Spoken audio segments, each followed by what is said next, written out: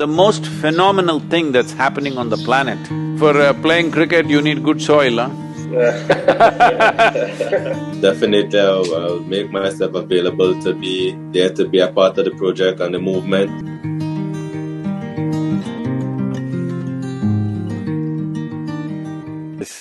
Nice to meet you. Wonderful seeing both of you. This new movement that's going to bring you to the Caribbean, soil movement. So we would like to get a little more like in depth, where they get to understand it a bit more. That this new movement that they want us to be a part of, that we also want to educate ourselves more about it, but also be the vessel and carrier for the message as well. To put it in simple terms, what has happened is just this. Unfortunately, in our so-called scientific approach to things, we are looking at everything as material. Soil is not material, it's like a living organism. In a handful of soil, there are over 5 to 7 billion organisms. And just like how our body functions, for example, in our body, over 60% of this body is actually microorganisms, only 40% is genetically, our parental cells which are within us, but 60% is microorganisms. See, the food that we eat, actually we cannot digest all by ourselves. We don't have the necessary enzymes and alkalines to digest this completely. Only because of the microbial gut microbes that are there, we digest food. How rich our gut microbe is, that will determine how well we digest things and how well we assimilate the food that we eat. The same is true with all the plants and trees. They cannot take the nutrients from the soil by themselves. They need the help of the microorganisms. There is a very complex, like a marketplace going on just beneath the soil. The plants are doing photosynthesis, taking carbon from the atmosphere, making it into carbon sugars and trading, very judiciously trading with the microbes, and they are also very astute marketing people. They won't give their wares of whatever nutrients they have, nitrogen, phosphorus, sulfates and other things they have, unless they get the right amount of carbon sugars. It is a very complex trading mechanism. The moment the plant has nothing to give, they will just cut off all the nutrients. That's how it is beneath the soil. It's a very complex process. But we are treating this like a bunch of chemicals. We think by throwing some nitrogen or phosphorus or urea or ammonia or something like that, everything will be fine. This is the mistake we have done in the last 50 to 70 years' time, and it is only in this period that this kind of damages happen. And the most phenomenal thing that's happening on the planet, which is also the source of our very life, is what we call as photosynthesis. Photosynthesis means a non-stop generation of energy and providing carbon for all life. When I say carbon for all life, all of us are carbon life, we are essentially carbon. That's why either you can become diamond or a coal, a piece of coal. A human being can shine like a diamond or end up like charcoal because carbon because anyway we're made of carbon. So all life that you know, plants, animals, insects, worms, birds, everything is carbon material. So this carbon exchange is happening at a phenomenal rate, and if this has to happen efficiently, what is called as photosynthesis must be on. Right now the problem with the world is either the land is plowed and left open or it is paved in the cities. Paving and plowing of the sands is the main thing. We cannot avoid paving where people are walking around in cities. Anyway, that paved area is getting larger, but still it is not large enough to cause climate change and all that. But the plowed area is nearly 70% or 72% of the world's land has been plowed and left open during seasons when there is no crop. That is the main damage, because first 12 to 15 inches of soil has all the life that sustains everything else. Only 12 to 15 inches of soil is responsible for 87% of the life on this planet, including you and me. We all come from just this much of soil. Everything is coming from there. But when you plow with machines and leave it open, the machines are plowing up to 12 inches plus, and it's completely destroying everything, leaving it open. The simplest thing that we have to do is bring maximum amount of green cover need not necessarily be forests, it can be cover crops, it can be weeds, it can be grasses, it can be anything. But there must be photosynthesis happening everywhere, only then the soil is continuously getting enriched. Otherwise, about 25 to 30 years of farming destroys most of the soils. Right now, according to UN agencies, more than 50% of the world's topsoil is gone. And we have topsoil only for another 60 to 80 crops on the planet, which is approximately 45 to 60 years. Every responsible scientist is saying that by 2045, we will be producing 40% less food on the planet and our populations will be 9.2 billion. Well, that's not a world you want to live in. Nor do we want to leave our children in that world, because on an average it's estimated 27,000 species, not organisms, 27,000 species of microorganisms are becoming extinct every year on an average.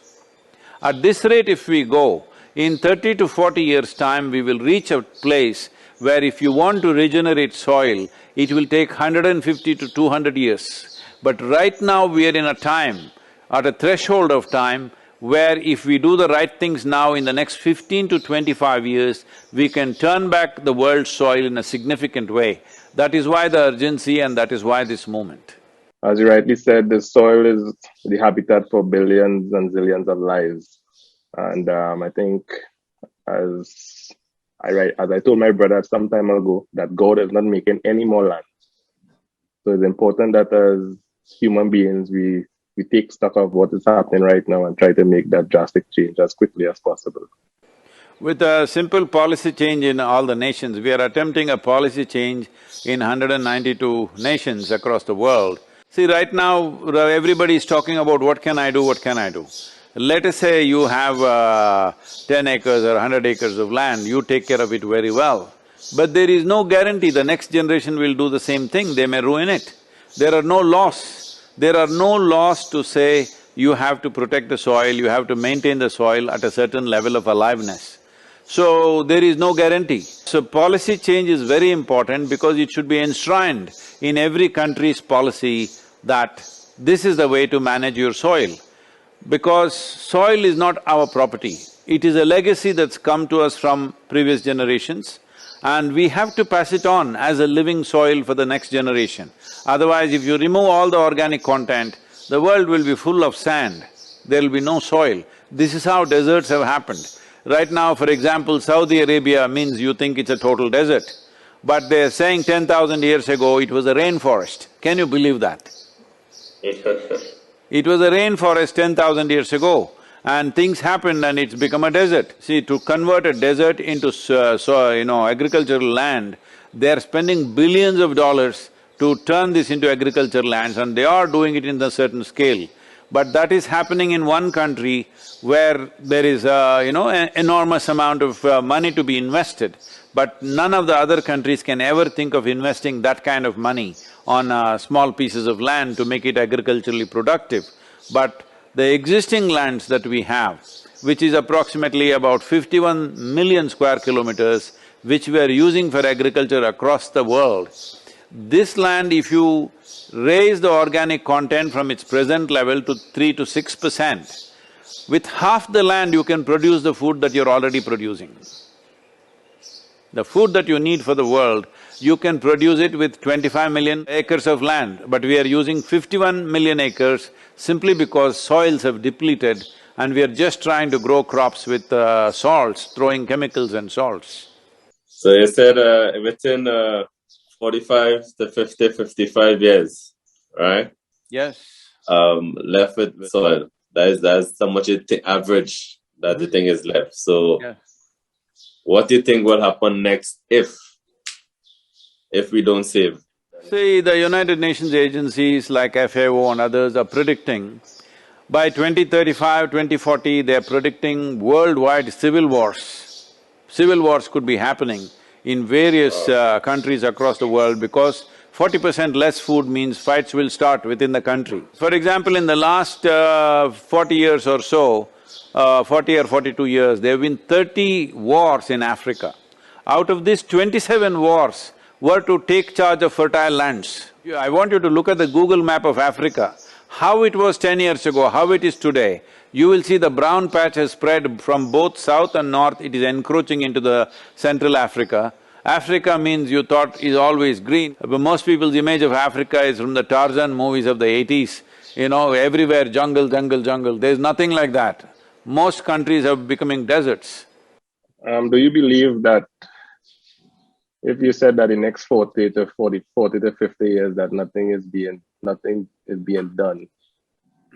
I was looking at a documentary, I'm not sure if it's accurate or what, but they said it's going to have like a major blackout in the world. See, the thing is, we are always looking at cold statistics and making predictions. I'm not somebody who looks at it that way, but you and me as human beings, if we stand up now, such a situation need not come. Very easily in 12 to 15 years' time, we can turn this around. We have a large-scale sample here in southern India. You must visit and see this sometime when you have the time. We have a movement called Kaveri Calling. We initially started a Rally for Rivers project, with which we changed the policy. Change of policy was very important. Now on ground in one river basin, which is 83,000 square kilometers and 5.2 million farmers in this one river basin, here we are working, we have transformed now 125,000 farmers into a different kind of agriculture, which is a tree-based agriculture. In 5 to 7 years, their incomes have gone up anywhere between 300 to 800%, 3 to 8 times. And the soil quality has improved significantly, and water tables have come up, and the nutrition quality in the food has greatly enhanced. See, why I'm talking about nutrition is, for example, in United States, I'm saying United States because that is one place where these things are being measured. In most other places, it's not measured. What kind of fruits and vegetables you ate in 1920, about 100 years ago, today only 10% of the nourishment is there in the same vegetables and fruits. If you ate one orange in 1920, what you got, today you have to eat 8 oranges to get the same thing. Have you ever eaten 8 oranges for breakfast, I'm asking? So why do you think is the cause of that? You have to eat like almost triple. Not triple, 8 times. Yeah, quality is no longer the Yeah. same because of the There is no 8 in cricket, only 6. That's a problem. I saw a photo of you with the bat. Oh, really? playing a shot. I actually played more field hockey than cricket, so I was into the field hockey. But there's nobody in India who doesn't play cricket. Everybody is a cricketer. So seeing that you're a big cricket fan, who would have been your all-time cricket favorite player? All-time cricket favorite, I think it's Vivian Richards. The master. Yes. I mean, it's not just about the runs and score. The way it was done, the ease and a certain mastery over what was being done was fearless kind of playing, you know. I think I've looked one of your videos when in one of your sessions with this young boy asks you a question, the difference between when your mind telling you something or when your heart telling you something. And that was very interesting the way how you answer it, because you always hear people say, okay, do it from my heart, or my heart tell me this. But you said the only thing your heart do is go boo boo boo. That's it. Loved up is all it does. What they're trying to say is, should I decide something with thought process or with emotions? That's what they're asking. So, there are some aspects of life which you decide on the basis of your emotion. There are some aspects of life that you must decide with a clarity of thought. There is no this thing that everything has to be by thought. If you do everything by thought, you will succeed to some level, after that your life will be so dry. Juiceless kind of life you will live. But if you become all emotional, you could be one big mess. So both are needed. It's like, should I use when you're playing cricket, should I use my hands or my legs? Tell me.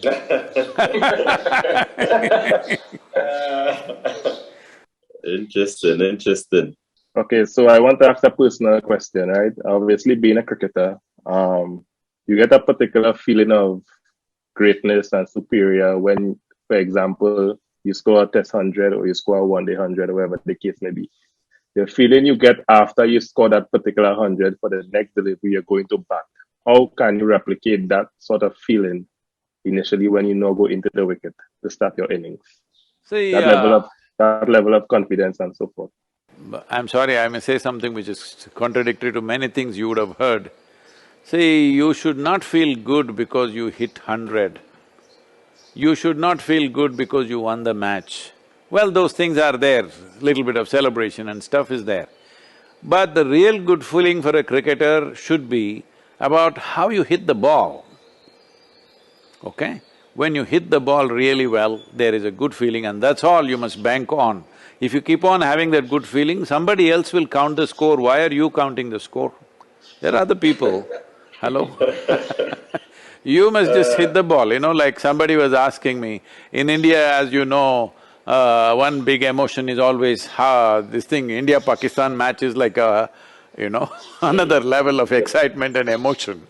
So somebody comes and asks me, Sadhguru, how to beat Pakistan? I said, don't beat Pakistan. Why do you want to beat Pakistan? Beating Pakistan is not the business of India's cricket team. India's cricket team should only bother about how to hit the damn ball. Don't try to beat Pakistan or Pakistanis, that's not the way to play the game. You just hit the ball. If you hit the ball well, you will beat everybody, all right? But beating everybody is not the business of cricket. The business of cricket is hitting the ball well. So, the greatest feeling for you should be always about striking the ball well. If you have that, somebody will count, somebody will declare who won, that's not your business. Your business is you hitting the ball really well, that's all. And people love you and admire you for that. It's very easy to write 100, 100 is 100, No. Nobody is admiring you for 100, unfortunately people may think so. But the real pleasure of the game and the accomplishment of the game is how well can you hit the ball. So when you asked who is your favorite player, I said Vivian Richards. Maybe Vivian Richards has not scored as many runs as somebody else, many other people have bigger records. I'm talking about how the ball was struck. That's all the game is. Just looking at it from a mental perspective, sometimes you want that level of confidence even when you're not doing well. There's a certain level of confidence you feel after you get the 100. That's what I'm asking. No, I'm saying it should not be that way, I'm saying. Okay. It should not be that way because 100 is just a number.